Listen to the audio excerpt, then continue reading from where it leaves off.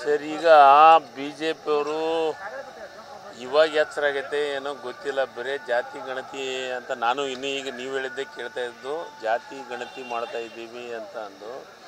ಜಾತಿ ಗಣತಿ ಜೊತೆಗೆ ಶೈಕ್ಷಣಿಕ ಸಾಮಾಜಿಕ ಗಣತಿನೂ ಮಾಡಿದ್ರೆ ಭಾಳ ಒಳ್ಳೆಯದು. ಯಾಕಂದರೆ ಇವತ್ತು ಭಾಳ ಕಷ್ಟ ಪರಿಸ್ಥಿತಿ ಒಳಗೆ ಎಲ್ಲ ಸಮುದಾಯದವರು ಇದ್ದಾರೆ. ಅವರಿಗೆ ಒಂದು ಅವಕಾಶವನ್ನು ಮಾಡಿಕೊಡೋಕ್ಕೆ ಸರ್ಕಾರದಿಂದ ಏನಾದರೂ ಒಂದು ಕಷ್ಟದಾಗಿದ್ದಂಥ ಸಮುದಾಯಕ್ಕೆ ಒಂದು ಅವಕಾಶ, ಏನಾದರೂ ಒಂದು ಅಭಿವೃದ್ಧಿ ಕೆಲಸಗಳನ್ನು ಮಾಡಲಿಕ್ಕೆ ಸಿದ್ದರಾಮಯ್ಯನವರು ಏನು ಸಾಮಾಜಿಕ ಮತ್ತು ಶೈಕ್ಷಣಿಕ ಇದೇನು ಮಾಡಿದರು,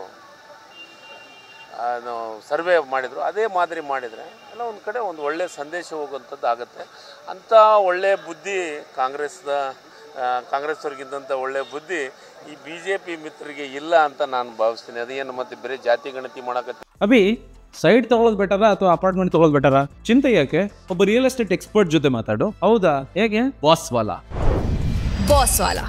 ಬಿ ದ ಬಾಸ್. ಏನು ಬರೀ ಗಣತಿ ಮಾಡಕತ್ತಾರೋ ಗೊತ್ತಿಲ್ಲ.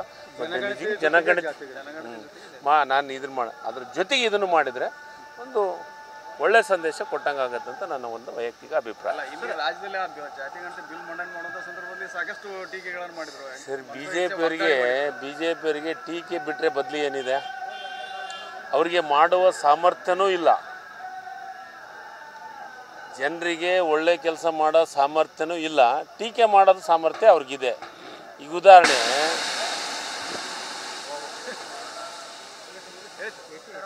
ಉದಾಹರಣೆ ಅವ್ರಿಗೆ ಒಳ್ಳೆ ಕೆಲಸವನ್ನು ಮಾಡ್ತೀವಿ ಅಂದಾಗ ಮುಖ್ಯ ಸಿದ್ದರಾಮಯ್ಯನವ್ರ ಮ್ಯಾಗೆ ಟೀಕೆ ಮಾಡುವಂಥದ್ದನ್ನು ಮಾಡ್ಕೊತಾನೆ ಬಂದಿದ್ದಾರೆ.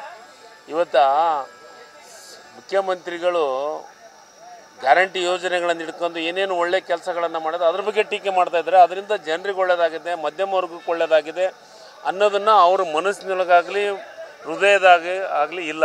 ಆ ಹೃದಯ ಶ್ರೀಮಂತಿಕೆ BJPಯವರಿಗಂತೂ ಬರೋಕ್ಕೆ ಸಾಧ್ಯತೆ ಇಲ್ಲ.